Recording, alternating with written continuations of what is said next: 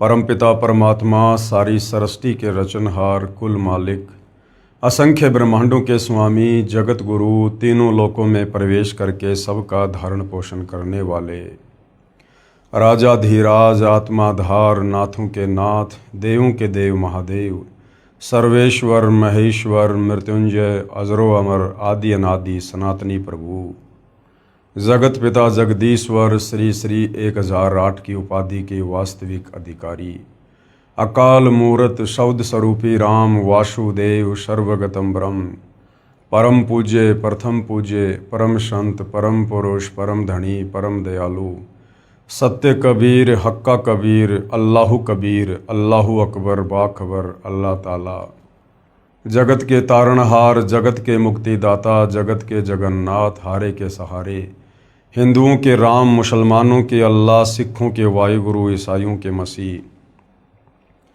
दया के सागर दयानिधि करुणा के सागर करुणानिधि स्वयंभू परिभू संकट मोचन कष्ट हरण मंगल करण दुख भंजन अविगत कबीर निर्विकार निर्विषम परमात्मा अलय अलेख सतगुरु आदि अनादि सतगुरु असली मर्यादा पुरुषोत्तम असली राम असली कृष्ण असली घनश्याम असली मुरारी राजाओं के राजा महाराजाओं के महाराजा शहंशाहों के शहंशाह सम्राटों के सम्राट भगवानों के भगवान अल्लाहों के अल्लाह प्रभुओं के प्रभु मसीहाओं के मसीह सच्चे वाहिगुरु बाबाओं के बाबा पीरों के पीर सेठों के सेठ जगत सेठ सावल सा सेठ सर्वगुण संपन्न अनंत कोटि कलाओं के स्वामी अनंत कोटि ब्रह्मांडों के नायक योगियों में महायोगी ध्यानियों में महाध्यानी सिद्धों में परम सिद्ध ज्ञानियों में तत्वज्ञानी ब्रह्म ज्ञानी महाज्ञानी परम ज्ञानी सर्वश्रेष्ठ ज्ञानी विज्ञानी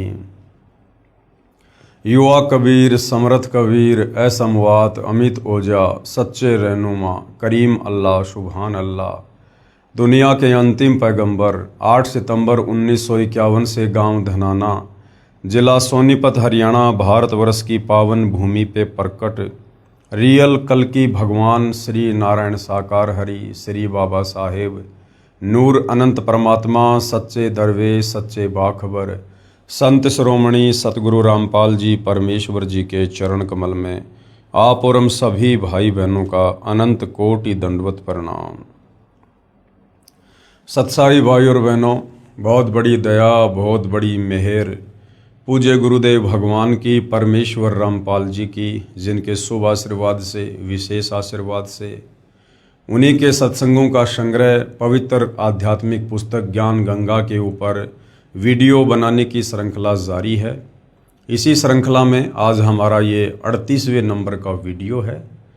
पूज्य गुरुदेव भगवान के आशीर्वाद से प्रत्येक वीडियो से हमें अध्यात्म को लेकर शास्त्र अनुकूल साधना को लेकर भक्ति और भगवान को लेकर वो तमाम जानकारियाँ प्राप्त हो रही हैं जिनकी जानकारी आज तक हमारे नादान तत्वज्ञानहीन धर्मगुरु नहीं दे पाए। इन धर्म शास्त्रों को पढ़कर इनका निष्कर्ष निकाल कर हमें परमेश्वर के विषय में वो बातें नहीं बता पाए, वो शास्त्र अनुकूल साधना हमें नहीं दे पाए जिस शास्त्र अनुकूल साधना के करने के चलते हम सर्व आध्यात्मिक लाभ प्राप्त कर सकते थे। हमें शास्त्र विरुद्ध साधना करते करते जो थोड़े बहुत लाभ प्राप्त हो रहे थे वो हमें हमारे ही पूर्व जन्मों की भक्ति कमाई के कारण हो रहे थे, ना कि वर्तमान की शास्त्र विरुद्ध साधना के चलते। लेकिन हम धोखे में थे क्योंकि हम नादान हैं, हम भगत हैं, भगत श्रद्धालु होता है, गुरु जैसा भी मार्गदर्शन कर देता है शिष्य उसको फॉलो कर लेता है। तो हम इस वहम में थे कि जो साधना मुझे मेरे गुरुदेव ने बता रखी है या जो परंपरागत साधना में श्री ब्रह्मा विष्णु महेश या देवी देवताओं की कर रहा हूँ उसी से मुझे सर्व लाभ प्राप्त हो रहे हैं। लेकिन हमने कभी ये विचार नहीं किया कि वो सर्व साधना करते करते अन्य लोगों की दुर्गति हो रही है। वो सर्व साधना करते करते बीच बीच में हमारे ऊपर भी दुखों का पहाड़ टूट पड़ता था। कभी एक्सीडेंट हो जाना, कभी परिवार के किसी सदस्य की अकाल मृत्यु हो जाना, कभी भयंकर रोग से पीड़ित हो जाना।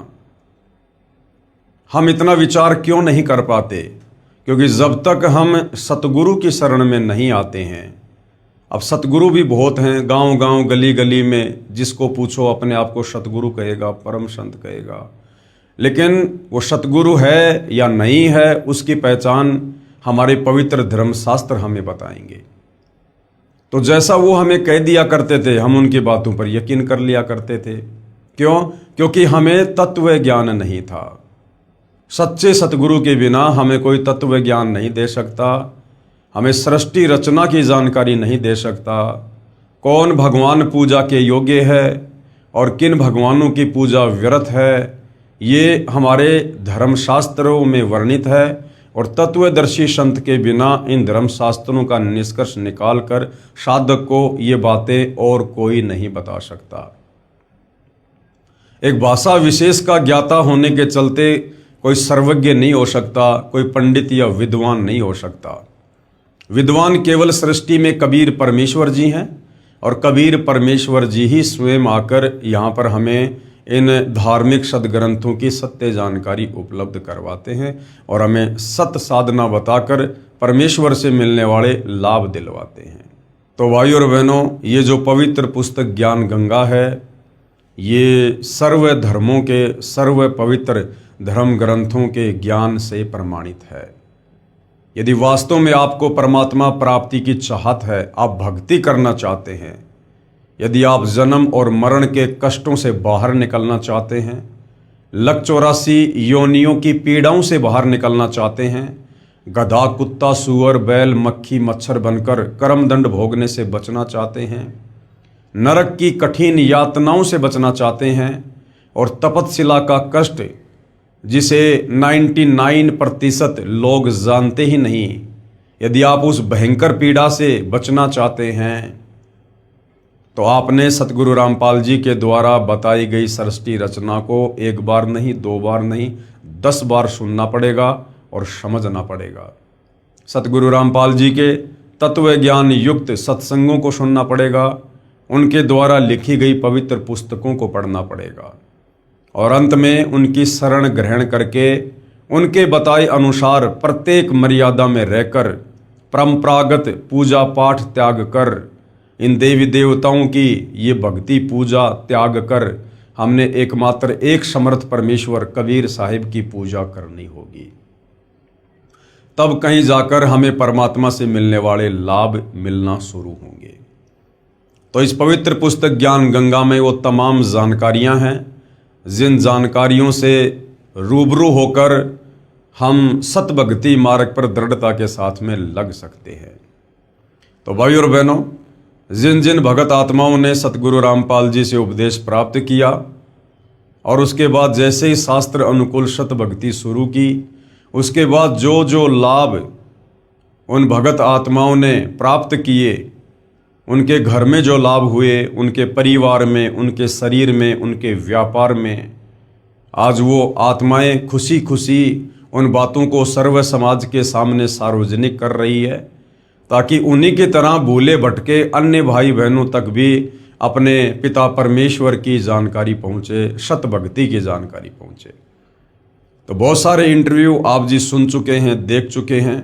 आज हम और कुछ बातें करेंगे कि और कौन कौन आत्माएं हैं जिन्होंने अपनी आत्मकथा इस पवित्र पुस्तक ज्ञान गंगा में लिपिबद्ध करवाई है, जो लाभ उन्होंने सतगुरु रामपाल जी से उपदेश प्राप्त करके प्राप्त किए हैं। सत कबीर साहिब की दया, बंदी छोड़ सतगुरु रामपाल जी महाराज की जय। यजुर्वेद अध्याय 8 मंत्र 13 में प्रमाण है कि पूर्ण परमात्मा पापी से भी पापी व्यक्तियों के भी संपूर्ण पापों का नाश करके भयंकर रोगों से भी मुक्त कर देते हैं।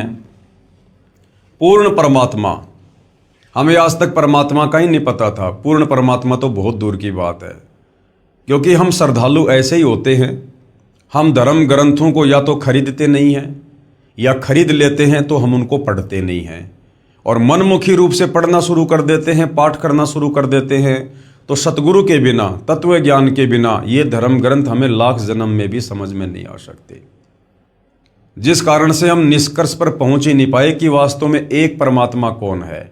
जबकि पवित्र गीता अध्याय 15 और 16 निर्णायक ज्ञान दे रहा है कि वास्तव में वो पुरुषोत्तम कौन है जो तीनों लोकों में प्रवेश करके सबका धारण पोषण करता है। और उसी परमेश्वर की महिमा यजुर्वेद अध्याय 8 मंत्र 13 में लिखी हुई है कि वो परमेश्वर घोर से घोर पापी व्यक्ति के पाप कर्मों को भी नष्ट कर देता है, उसे सुखमय जीवन प्रदान करता है, उसे 100 वर्ष के लिए आयु प्रदान करता है।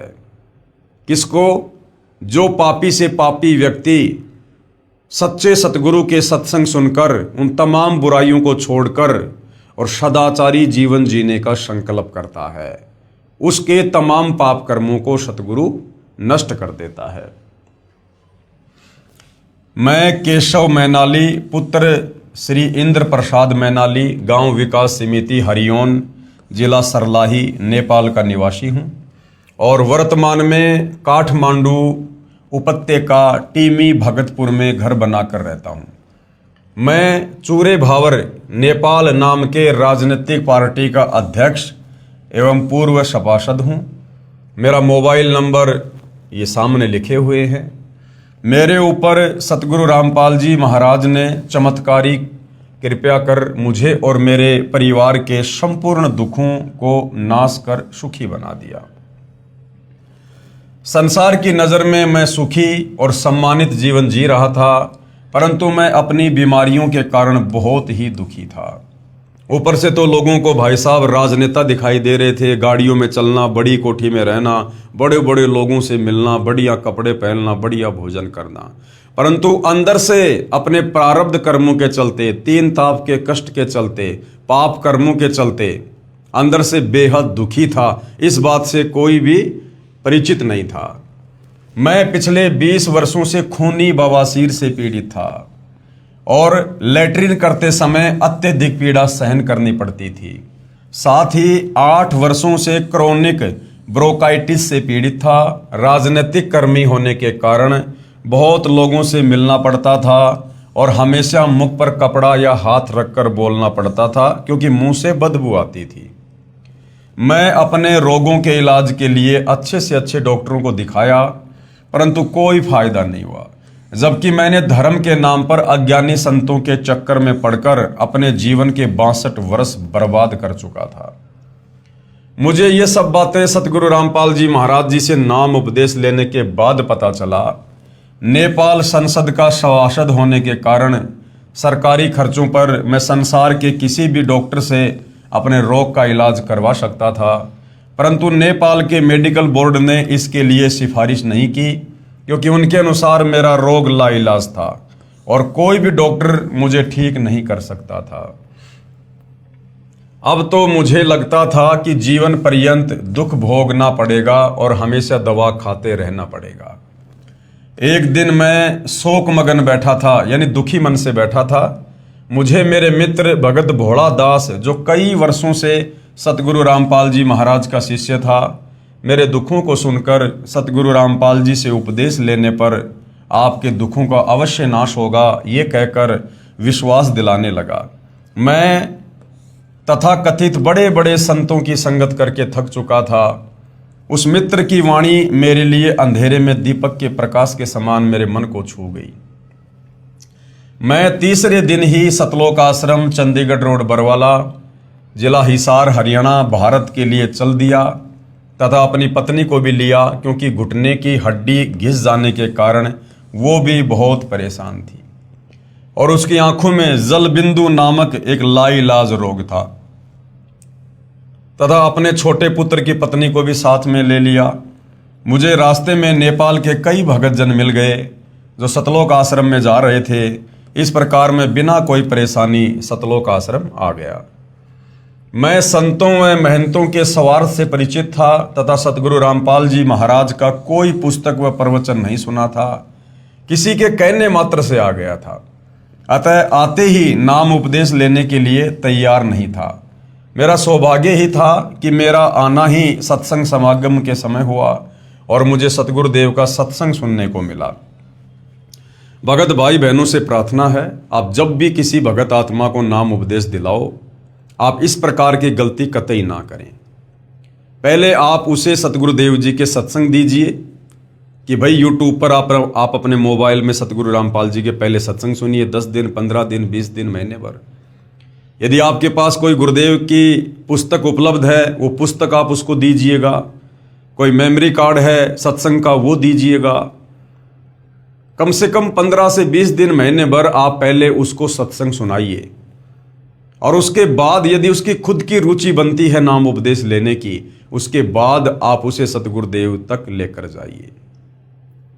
क्योंकि जब तक वो ज्ञान को नहीं समझेगा, वो केवल अपने फायदे के लिए ही सतगुरुदेव जी के चरणों से जुड़ना चाहेगा। फायदा तो परमात्मा दे देगा, कोई बड़ी बात नहीं है, दयालु है।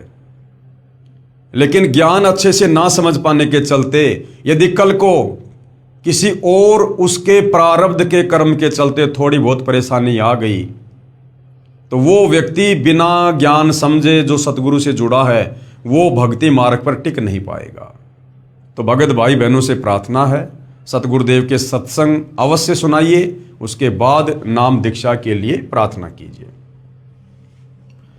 जिसमें मुझे पता चला कि इस संसार के सभी धर्मगुरु, सभी पंडित, सभी पुरोहित अपने निजी स्वार्थ के लिए धर्म के नाम पर लोगों को काल जाल में फंसाकर हम भोली भाली आत्माओं को नरक भेजने का परपंच रच रहे हैं। वे न तो कभी परमेश्वर से मिले हैं और न ही उन्हें परमेश्वर की सतभक्ति का ज्ञान है, और ये काम वे चंद रुपयों तथा समाज में सम्मान पाने मात्र के लिए कर रहे हैं। परंतु मैं फिर भी नाम उपदेश लेने के लिए तैयार नहीं हुआ। लेकिन मेरी पत्नी तुरंत नामदान के लिए तैयार थी, क्योंकि नामदान लिए बिना गुरु दर्शन तथा गुरु का आशीर्वाद मिलना संभव नहीं था। ये शायद मुझ पर राजनीति का ही रंग शेष था, जो मैं किसी का विश्वास नहीं करता था। फिर भी आपस में सलाह मशवरा करके हम तीनों ने नाम उपदेश तारीख 2 मई 2012 को लिया और सतगुरु जी के दर्शन के लिए गया। वहाँ पर दया के सागर हम पर कृपया दृष्टि करने के लिए जैसे तैयार खड़े थे। जैसे ही मैंने अपने रोगों के बारे में कहा तो सतगुरुदेव जी बोले, सब ठीक हो जाएगा। आशीर्वाद मेरे सिर पर हाथ रख कर दिया और मेरे साथ चमत्कार हो गया। सुबह शौच यानी लैट्रिन जाने पर, पाखाने यानी बाथरूम से यानी मल द्वार से खून गिरा और उसके साथ ही बवासीर मानो समाप्त ही हो गया। 2 दिन आश्रम में रहने पर क्रोनिक ब्रोंकाइटिस करीब 80% ठीक हो गया था, जो अब पूरा ठीक हो चुका है, यानी मुंह से बदबू आना बिल्कुल बंद हो गया। मात्र 2 महीने में कभी कभी कुछ खांसी हो जाती है। पत्नी के घुटने का रोग भी ठीक हो गया। काठमांडू आने पर काठमांडू के उसी अस्पताल में उनकी आंख का पुनः परीक्षण करवाया। डॉक्टर भी ये देखकर आश्चर्यचकित हो गए कि उनकी आंखों में जल बिंदु नामक रोग का कोई नामो निशान ही नहीं है। भाई, जिस परमात्मा ने ये शरीर बनाया है, पिंड प्राण जिन दीन ने दाना, गरीब दास जाकू कुर्बाना, उस परमपिता परमेश्वर कबीर साहिब ने जो आज धरती पर सतगुरु रामपाल जी के नाम से प्रकट हैं, जिन्होंने हमें उत्पन्न किया, अपने वचन से ये शरीर बनाए, 184 योनियां बनाई, वो परमेश्वर आत्मा और शरीर दोनों का वैद है। तो वो परमेश्वर जब चाहे जो चाहे कर सकता है, क्योंकि वो सक्षम है। मेरा रोग मुक्ति का चमत्कार परिवार, रिश्तेदारी तथा पड़ोस में चारों तरफ फैल गया। मेरे परिवार के अन्य सदस्य भी किसी न किसी रोग से परेशान थे। जैसे मेरे बड़े भाई जो खुद एक डॉक्टर हैं, उनका सारा शरीर स्वेलिंग जाता है, फूल जाता है। मेरी बेटी को महीनावारी यानी मेंसेज के समय असाध्य रूप से पेट में दर्द होता था। मेरी दूसरी बेटी को पेशे से वकील है, साइटिका और गले की हड्डी घिसने के रोग से जीवन से निराश हो चुकी थी, तथा मेरी बहन का पति भी जल बिंदु रोग से पीड़ित था, यानी मोतियाबिंद जैसा कोई रोग। सभी मेरे ऊपर सतगुरुदेव जी की कृपा से बहुत ही प्रभावित हुए। तब मैं आश्रम के नियमों और भक्ति भाव से थोड़ा बहुत परिचित हो गया था। मैंने सभी को ज्ञान गंगा पुस्तक अच्छी तरह पढ़ने के लिए प्रेरित किया। अगली बार जब मैं आश्रम आने लगा तो सभी को साथ ले लिया। उन लोगों को नाम उपदेश लेने में कोई दुविधा नहीं थी। सभी ने नाम उपदेश लिया, विश्वास के साथ भक्ति की। आज सभी रोग मुक्त होकर सुखी जीवन जी रहे हैं। अब भाइयों और बहनों, ऐसी बात नहीं है कि इस पवित्र पुस्तक ज्ञान गंगा में जिन जिन भगत भाई बहनों के इंटरव्यू हैं, जो दुखों से सुखों की तरफ आए, जो बर्बादी से आबादी की तरफ आए, आगे चलकर जिन जिन भगत भाई बहनों ने जिनके इंटरव्यू ज्ञान गंगा पुस्तक में लिपिबद्ध हैं, जिन्होंने भी मर्यादा तोड़ी है, नियम भंग किए हैं, या तो उनकी दुर्गति से मृत्यु हुई है, या बहुत सारे ऐसे हैं जो वर्तमान में दुर्गति के शिकार हैं। तो इसका मतलब ये नहीं है कि सतगुरु रामपाल जी में कोई कमी है या उनकी भक्ति में कोई कमी है। देखो भाई और बहनों, यदि किसी व्यक्ति का ला इलाज रोग किसी डॉक्टर ने बढ़िया दवा देके ठीक कर दिया ऑपरेशन करके, और डॉक्टर ने उसको खाने पीने के लिए दवाई दे दी, साथ में कुछ परहेज बता दिए, और वो व्यक्ति परहेज निभा रहा है और स्वस्थ हो रहा है, और वो व्यक्ति जगह जगह जाकर डॉक्टर के गुण गाता है, और अचानक से किसी परहेज को तोड़ने के चलते यदि वो व्यक्ति मृत्यु को प्राप्त हो जाता है, या उसकी बीमारी पुनः जागृत हो जाती है, वही पीड़ा हो जाती है, तो इसमें डॉक्टर का कोई दोष नहीं होता है, गलती उस मरीज ने की है। तो इसी प्रकार इस ज्ञान गंगा पुस्तक में जिनके इंटरव्यू हैं, उनमें कुछ भाई बहन ऐसे भी हैं जो पुनः उसी रोग के शिकार हो चुके हैं, या कुछ एक की मृत्यु भी हो चुकी है। कारण सतगुरुदेव की मर्यादाओं का पूर्णतया निर्वाह ना करना, सतगुरुदेव के नियमों को भंग करना। तो ये ना सोचिए कि एक बार यदि सतगुरु रामपाल जी ने आशीर्वाद रख दिया, रोग ठीक कर दिया, तो आजीवन आप कभी दोबारा बीमार नहीं पड़ेंगे। हाँ, यदि आप उनकी मर्यादा में रहेंगे, भक्ति करेंगे, तो कभी बीमार नहीं पड़ेंगे। और यदि 20 साल बाद भी आपने मर्यादा तोड़ दी, उसी समय काल का अटैक तुरंत होगा। ये परमेश्वर का विधान है कि जब तक हंसा हमरी आना और काल लगे ना तेरा बाना। तो मर्यादा भूलकर भी खंडित नहीं होने देनी है। सतगुरु रामपाल जी महाराज पूर्ण परमात्मा के प्रतिरूप नहीं, पूर्ण परमात्मा ही है, जो अपने को छुपा कर रख रहे हैं और अपने को पूर्ण परमात्मा का दास कहते हैं, और धरती पर फंसे हुए जीवों को बंधन मुक्त करके सतलोक ले जाने के लिए आए हैं।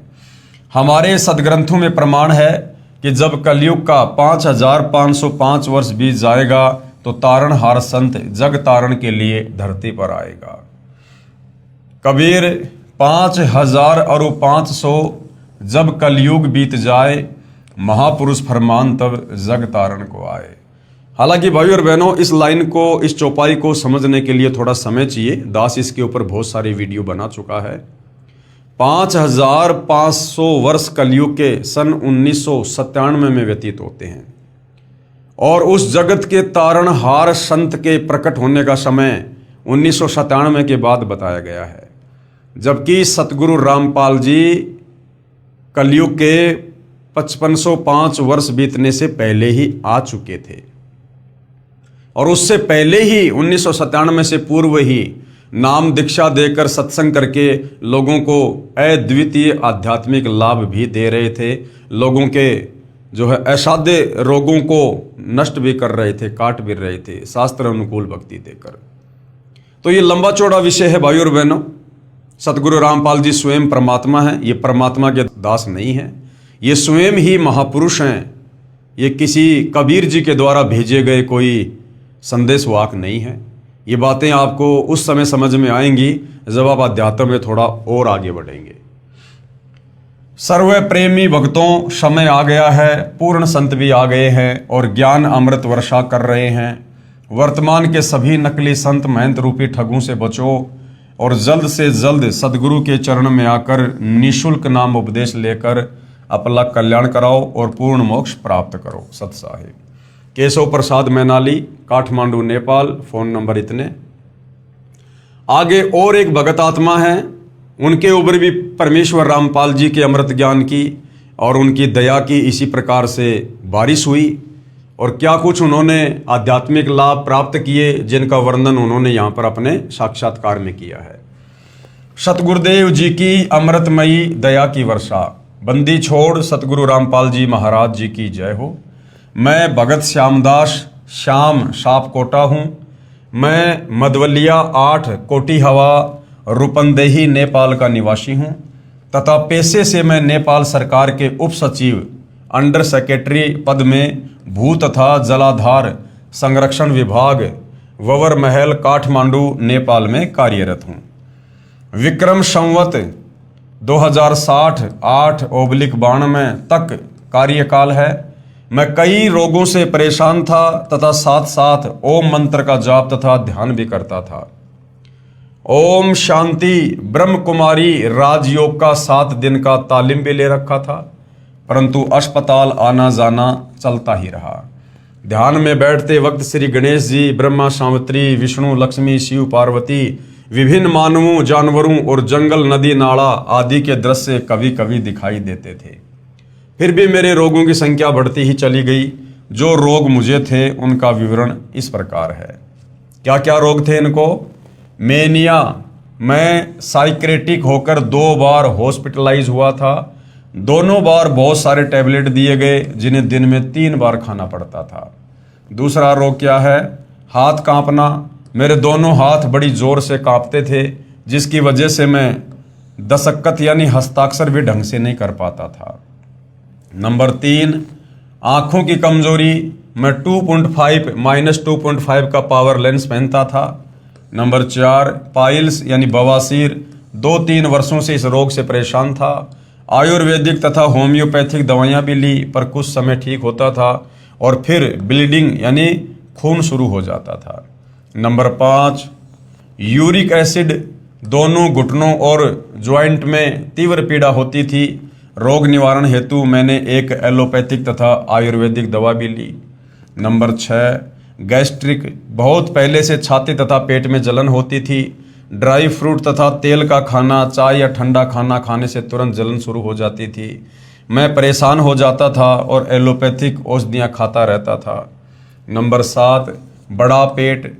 बड़ा पेट होने की वजह से पैदल चलने से बहुत जल्दी थक जाता था और चढ़ाई पर तो 5 मिनट चलना भी बहुत कठिन होता था। निम्नलिखित रोगों और घरेलू विविध समस्याओं से हैरान परेशान था। यानी एक प्रकार से मृत जीवन जी रहे थे। मृत जीवन, जीवन में कोई उमंग नहीं थी, कोई रस नहीं था, बस अपनी सांसों को खींच रहे थे। एक बार मैं अपनी ससुराल उदाहरण 4 बाज गंगा कपिलवस्तु से घर वापस आ रहा था, तो हाईवे नंबर 4 बाज गंगा कपिलवस्तु नेपाल में ज्ञान गंगा पुस्तक का प्रचार प्रसार हो रहा था। मेरी पत्नी ने एक युवक से ले ली।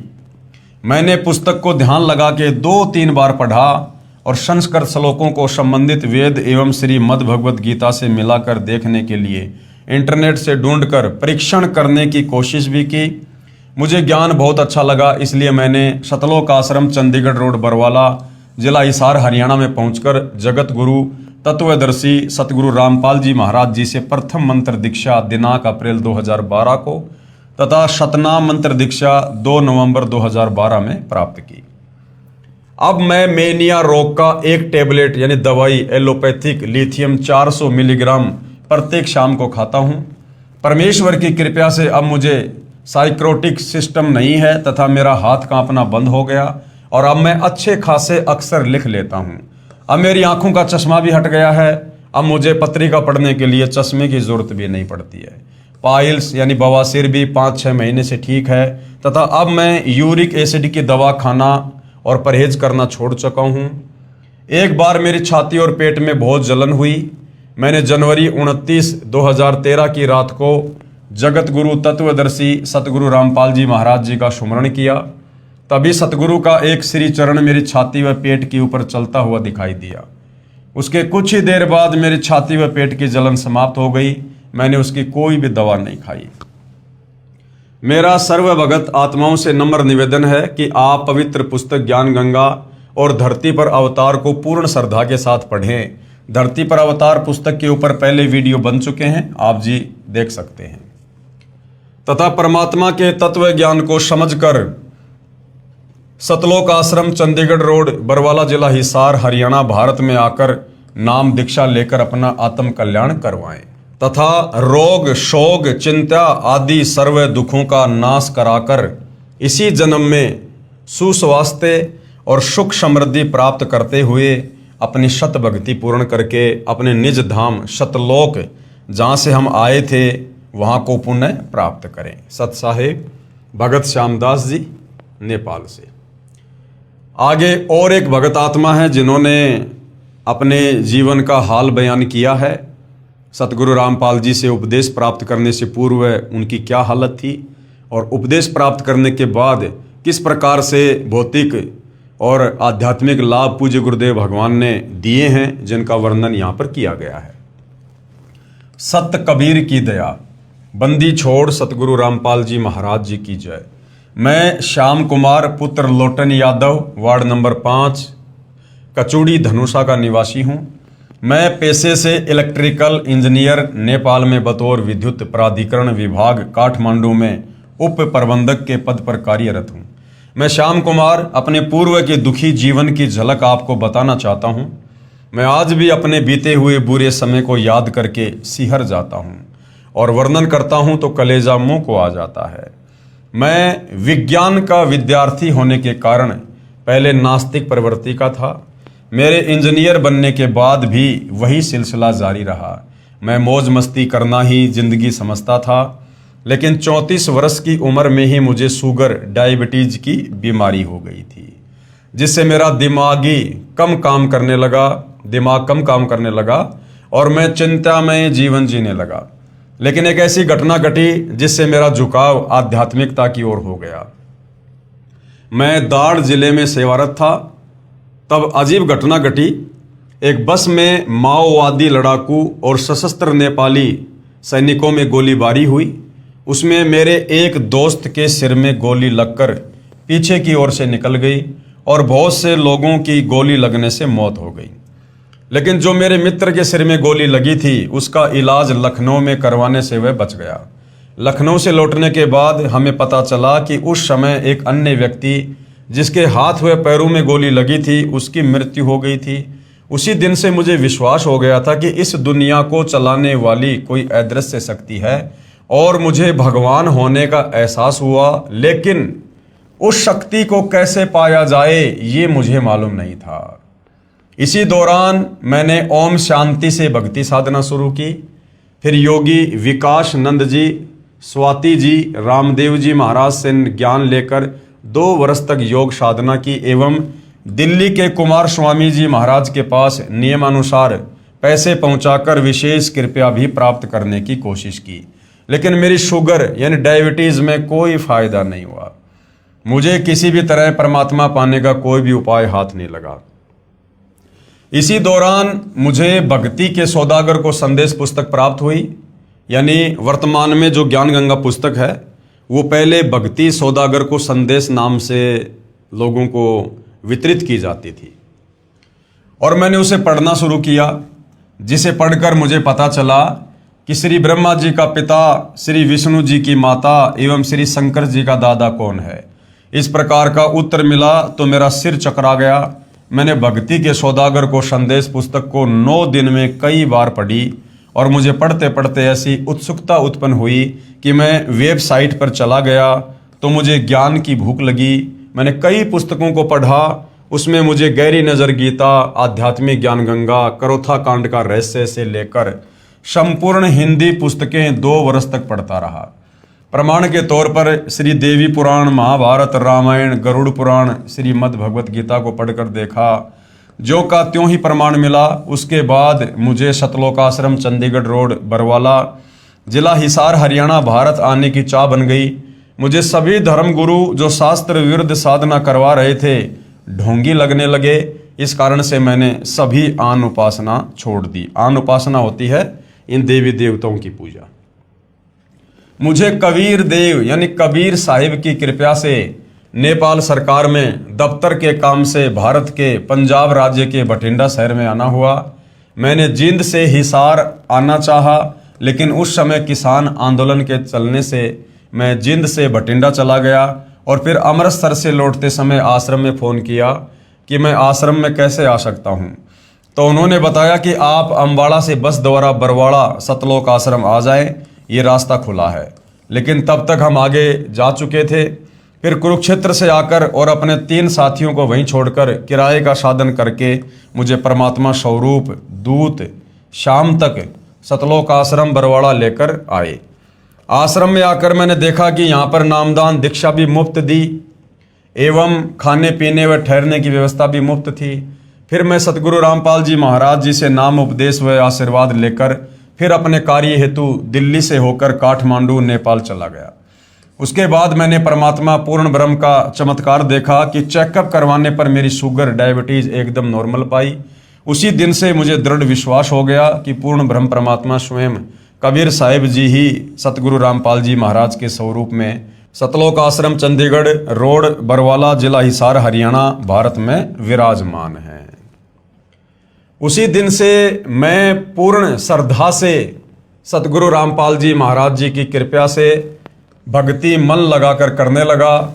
उसके बाद मैंने अपनी पत्नी एवं पुत्र को भी सतलोक आश्रम बरवाड़ा में लाकर नाम दीक्षा दिलाई। उसके बाद मेरे साथ एक अद्भुत चमत्कार हुआ कि मेरा ट्रांसफ़र काठमांडू शहर में हो गया और परमात्मा की सेवा जो कि नेपाल में ज्ञान गंगा पुस्तक के प्रचार के रूप में चल रही थी उसमें सहयोग करने लगा। धीरे धीरे भगत समाज पर सतगुरु जी की अमृत दया बरसने लगी और नेपाल में सतगुरुदेव जी के ज्ञान का प्रचार जोर शोर से होने लगा तथा अनेक भगत जन सतलोक आश्रम पहुंचकर नाम उपदेश प्राप्त करने लगे। मैं सभी भाई बहन एवं भगत समाज से हाथ जोड़कर निवेदन करना चाहता हूं कि नकली अधूरे गुरु एवं महामंडलेश्वर स्वामी इत्यादि के चक्कर में न पड़कर ज्ञान को समझकर विवेकपूर्ण निर्णय लेते हुए पूर्ण परमात्मा की भक्ति के लिए सतलोक आश्रम चंडीगढ़ रोड बरवाला जिला हिसार हरियाणा भारत में आएँ। वह अपना बहुमूल्य समय खराब ना करके जल्दी से जल्दी नाम दीक्षा उपदेश प्राप्त करें और अपना आत्म कल्याण करवाएं। फिलहाल भाइयों और बहनों, नेपाल में भी सतलोक आश्रम खुला हुआ है। यदि आप जी नाम दीक्षा लेना चाहें तो आप जी वहाँ के जो भी सेवादार हैं, जो भी कॉन्टैक्ट नंबर हैं, आप जी गूगल से प्राप्त करके संपर्क कर सकते हैं। मेरा सर्व भगत समाज से अनुरोध है कि आप धरती पर अवतार नामक पुस्तक एवं CD DVD देखिए और साधना चैनल पर प्रतिदिन शाम 7:35 पर सत्संग सुने और निष्पक्ष ढंग से मनन करें। शास्त्रों में प्रमाण देखिए कि जो सदग्रंथों के आधार पर सत्य ज्ञान बताते हैं वे ही तत्वदर्शी संत हो सकते हैं और वो तत्वदर्शी संत सतगुरु रामपाल जी महाराज सतलोक आश्रम चंडीगढ़ रोड बरवाला जिला हिसार हरियाणा भारत में बैठे हैं। उनसे नाम दीक्षा लेकर अपना एवं अपने परिवार का आत्म उद्धार करवाएं। कबीर समझा है तो सिर दर पांव बहुर नहीं रे ऐसा गाओ। यानी ये मौका फिर बार बार नहीं मिलेगा। ये परम संत बार बार नहीं आते हैं। आज दाव लगा है, आज मत चूकिएगा। वर्तमान में 21 ब्रह्मांड में एकमात्र जगत गुरु तत्वदर्शी सतगुरु रामपाल जी महाराज जी ही मोक्ष मंत्र प्रदान करने के अधिकारी हैं, जो शास्त्र विधि अनुसार साधना बताते हैं। सत साहेब भगत श्यामदास, काठमांडू, नेपाल, ये इनके मोबाइल नंबर हैं, चाहो तो संपर्क भी कर सकते हैं। आगे और एक भगत आत्मा है, नेपाल से ही हैं, जिन्होंने अपने अनुभव शेयर किए हैं। सतगुरु रामपाल जी महाराज जी की कृपया मैं भगत हरि गोविंद दास, गांव विकास मिर्चैया, वार्ड नंबर 3, थाना चौक, जिला सिरहा, अंचल जनकपुर, नेपाल का निवासी हूँ। मेरे जीवन में बंदी छोड़ सतगुरु रामपाल जी महाराज के आशीर्वाद से हुए चमत्कार को कुछ शब्दों में व्यक्त करने की कोशिश करने की धृष्टता करना चाहता हूँ। मैं विगत सन 2067 ज्येष्ठ 21 गते तदानुसार 7/6/2010 को अपने आम बगीचे से आम तोड़कर उतर रहा था कि करीब 7 फीट ऊंची एक डाली पर मैं खड़ा था। वह अचानक टूट गई और मैंने गिरते हुए भी दूसरी डाली पकड़ ली, परंतु मेरे शरीर के वजन से वह डाली भी टूट गई तथा मैं जमीन पर गिर गया। हालांकि खेत की जमीन बलुआ थी, यानी मिट्टी थी, और मैं बहुत ऊंचे से भी नहीं गिरा था, फिर भी मेरी हड्डी टूट गई। क्योंकि भाई और बहनों, जो प्रारब्ध में लिखा होता है वो घटित होना ही होना होता है जब तक हम सतगुरु की शरण में नहीं आते हैं। मुझे उठाकर स्थानीय हड्डी के डॉक्टर के पास लेकर जाया गया। एक्सरे के बाद पता चला कि मेरी रीढ़ की हड्डी पूरी तरह से टूट गई है और तुरंत मुझे स्ट्रेचर पर लेटा दिया गया। डॉक्टर ने कहा ऐसे केस में तुरंत पैरालाइसिस यानी लकवा हो जाता है, परंतु आश्चर्य है कि तुम्हारा पैर चलता है। मुझे रात में ही एम्बुलेंस से काठमांडू लेकर जाया गया। काठमांडू के वीर अस्पताल में मेरा छोटा साड़ा डॉक्टर है और अन्य विशेषज्ञ डॉक्टर भी उपलब्ध हैं। रास्ते में आते समय बार बार मेरा साला पूछ रहा था कि पैर चलता है कि नहीं, परंतु मेरे दोनों पैर काम कर रहे थे। अस्पताल पहुंचने पर फिर से एक्सरे किया गया। रीढ़ की हड्डी टूटने पर भी पैर काम कर रहा है। ये देखकर डॉक्टर भी आश्चर्य कर रहे थे, क्योंकि सामान्यतया रीढ़ की हड्डी टूटने पर पैर लकवाग्रस्त हो जाते हैं, परंतु मैं ठीक था। डॉक्टरों को शंका हुई कि शायद हड्डी में ही कुछ खराबी तो नहीं, इतनी कम ऊंचाई से गिरने पर रीढ़ की हड्डी नहीं टूटनी चाहिए। इसलिए मेरी हड्डी की विशेष जांच कराई गई, परंतु मेरी हड्डी में कोई खराबी नहीं थी। डॉक्टरों ने 3 महीने तक लेटे रहने का आदेश दिया। मुझे लेटे लेटे ही खाना, नहाना और पाखाना व पेशाब करना पड़ता था। इस हालत में मैं अपने को घोर नरक में पड़ा महसूस कर रहा था। मुझे फिर एम्बुलेंस से घर लेकर जाया गया। मेरा एक सुखी परिवार था। मैं स्थानीय राजनीति के साथ छोटा मोटा व्यापार करता था। मेरे दादा धार्मिक प्रवृत्ति के व्यक्ति थे और 7 बीघा जमीन देकर पैतृक गांव मनहवी में राम जानकी मंदिर का निर्माण कराया था। मेरे पिताजी भी वैष्णव थे और पूजा पाठ में विश्वास रखते थे। मैं भी वैष्णव था, परंतु राजनीति में आने के बाद कुछ वर्षों से मांस मछली खाना शुरू कर दिया था। पत्नी भी मांसाहारी मिली। मैं अपने को बहुत ही सुखी समझता था। मेरे आदरणीय ससुर जी भगत रामचरित्र, ये उनके मोबाइल नंबर है, सन 2008 अगस्त में ही सतगुरु रामपाल जी महाराज के शिष्य हो गए थे। उनकी प्रेरणा से ही मेरी पत्नी ने सतगुरु जी से नामदान ले लिया था, परंतु मैं पसंद नहीं करता था। अब मेरे घर में कलह शुरू हो गया था। घर में स्थानीय पर्व, त्योहार, देवी देवताओं की पूजा बंद हो गई थी और मेरे मांस मछली खाने में भी दिक्कत हो गई और मैं सतगुरु रामपाल जी महाराज का घोर विरोधी हो गया। मेरे ससुर जी मुझे सीडी देखने तथा पुस्तक भक्ति सौदागर को संदेश, जिसका वर्तमान नाम ज्ञान गंगा है, पढ़ने की सलाह देते तो मुझे बहुत बुरा लगता था। उपरोक्त घटना के बाद मैं इस निष्कर्ष पर पहुंचा कि मेरी यह दुर्गति मेरे ससुर जी तथा पत्नी के कारण हुई है, क्योंकि मेरे घर में जो घरेलू देवता तथा अन्य देवताओं की पूजा बंद हो जाने के कारण घटनाएं हो रही हैं। मैं थोड़ा सा उग्र स्वभाव का होने के कारण अपने ससुर जी को दुर्वचन बोलने लगा, पत्नी से बिना कारण झगड़ा करने लगा तथा सतगुरु रामपाल जी महाराज जी को भी अपशब्द कहने शुरू कर दिए। इस घटना के उपरांत मैं जीवन से निराश हो चुका था। मुझे लगता था कि अब मैं जीवन में कभी भी अपने सहारे नहीं चल सकता। मेरे 3 लड़के पढ़ रहे थे। मैं परिवार में अकेला ही कमाने वाला था। मेरा व्यापार भी चौपट हो रहा था। मुझे लगने लगा इस नरकपूर्ण जीवन जीने से तो मरना ही अच्छा। मैंने निराशा में घिरे खाना खाना कम कर दिया। वास्तव में कुछ खाने की चाहत ही समाप्त हो गई, परंतु पूर्ण भ्रम सतगुरु रामपाल जी महाराज जी की लीला तो कुछ और ही थी। इसी दौरान एक दिन मेरे ससुर जी मेरे घर आए। उन्होंने मेरी पत्नी को समझाया कि किसी तरह इसे भक्ति सौदागर को संदेश पुस्तक का अंश भटकों को मार्ग विषय खुद सुनने का बहाना बनाकर पढ़वाओ। उसने वैसा ही किया। भटकों को मार्ग विषय पढ़ने पर लगा कि यदि परमात्मा की कृपा हो जाए तो मैं भी ठीक हो सकता हूँ। मेरे जीवन जीने की इच्छा अचानक बलवती हो गई। मैंने पूरी किताब बड़े ध्यान से पढ़ी। मेरे ससुर जी जब सतगुरु दर्शन के लिए सतलोक आश्रम बरवाला जाने लगे तो उन्होंने अपनी बेटी यानी मेरी पत्नी को फ़ोन किया, लेकिन मैंने तो महीने पहले ही अपने ससुर जी से बोलना और फ़ोन पर बात करना छोड़ दिया था। लेकिन उस दिन मैंने खुद ही उनको फ़ोन करके कहा कि मैंने भक्ति सौदागर को संदेश, वर्तमान का नाम ज्ञान गंगा, पुस्तक मैंने पूरी पढ़ ली है। अब मुझे सब बातें समझ में आ गई हैं। मैं गलती पर था, मुझे क्षमा कर दीजिए और पूज्य गुरुदेव जी से भी मेरे लिए क्षमा मांग लीजिएगा। मैं भी उनकी शरण में जाऊंगा। जब वे लौटकर आए तो मुझसे मिलने आए। मैंने इसी हालत में उनसे सतलोक आश्रम बरवाला में चलने के लिए आग्रह किया, परंतु उन्होंने डॉक्टरों के निर्देश अनुसार 3 महीने से पहले सतलोक आश्रम जाने के लिए मना कर दिया। इस घटना से पहले मैं पलंग पर करवट नहीं बदल सकता था, परंतु अब मैं करवट बदलने लगा था।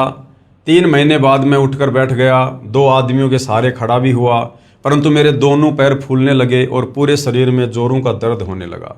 डॉक्टरों ने कहा कि शुरू में वैसा ही होगा और 1 सप्ताह में ठीक हो जाएगा। स्थानीय डॉक्टर ने कहा कि अब तुम 1 वर्ष तक बेल्ट लगाओ और तुम ज़्यादा चल फिर नहीं सकते, किसी किस्म का वज़न कभी उठाना भी नहीं है, मोटरसाइकिल तो चला ही नहीं सकते। मेरे ससुर जी मुझे बरवाला ले जाने के लिए आए तो सब ने जाने से मना कर दिया। काठमांडू के डॉक्टर और स्थानीय डॉक्टर ने भी नहीं जाने का निर्देश दिया, क्योंकि हड्डी ठीक से अभी तक नहीं जुड़ी है। बस से सफ़र करने का रिस्क मत लो, अगर रास्ते में कुछ हो गया तो जीवन भर अपने को माफ़ नहीं कर सकोगे। परंतु मेरे ससुर जी ने कहा कि सतगुरुदेव टूटे हुए को जोड़ देते हैं, तो चिंता किस बात की। फिर मुझे तो सतगुरु रामपाल जी महाराज ने लेकर आओ का आदेश भी दिया है। यानी सतगुरु रामपाल जी ने जब उनके ससुर ने सतलोक आश्रम में आकर प्रार्थना की थी तो गुरुदेव ने कहा था कि उसको आश्रम में ले आओ। इस प्रकार मैं सतगुरु रामपाल जी महाराज जी के पास आने के लिए घर से चल पड़ा। मैं 2 आदमियों के सहारे मैं बस में चढ़ा, फिर ट्रेन और जीप से बरवाला पहुंच गया। सतगुरु जी की रजा से मुझे रास्ते में कोई दिक्कत नहीं हुई। सतलोक आश्रम आकर मैंने नामदान ले लिया। आश्रम में आने पर पूज्य सतगुरुदेव का प्रथम बार दर्शन हुआ और उनके आशीर्वाद देते ही दर्द समाप्त हो गया। मैं रो रो कर अपने किए कर्मों के लिए क्षमा मांगने लगा, परंतु पूज्य गुरुदेव जी ने कहा कि मैंने तो तुम्हें पहले ही क्षमा कर दिया है बेटा, ठीक हो गया, भक्ति करो। रात में मुझे हाजत लगने पर जब मैं टॉयलेट गया तो एकाएक शौते बैठ गया और आते समय ट्रेन में मैंने खड़े खड़े ही टॉयलेट किया था। मैं पैंट नहीं पहन सकता था, लेकिन आश्रम में मेरे पैरों की सूजन समाप्त हो गई और स्वयं पैंट पहनने लगा। आश्रम से चलते समय मैंने पूज्य सतगुरुदेव जी से मोटरसाइकिल चलाने का आशीर्वाद मांगा, तो पूज्य गुरुदेव ने कहा कि जाओ बेटा, खूब चलाना, सब ठीक हो गया। 5वें दिन घर आते ही मैं मोटरसाइकिल चलाने लगा। गांव के सारे लोग आश्चर्यचकित हो गए। अब मैं पूरी तरह ठीक हो गया था। मुझे लकवा न होने का कारण अब समझ में आया कि मेरी पत्नी पहले ही नामदान लेकर जाप करती थी, जिसके प्रभाव से मेरी मृत्यु भी टल गई थी और लकवा भी नहीं हुआ। अब मैं पूरी तरह से स्वस्थ हूँ। 35-40 किलो वजन उठाने में भी कोई दिक्कत नहीं होती। अब मेरा पूरा परिवार सतगुरुदेव से नामदान लेकर सुखी है।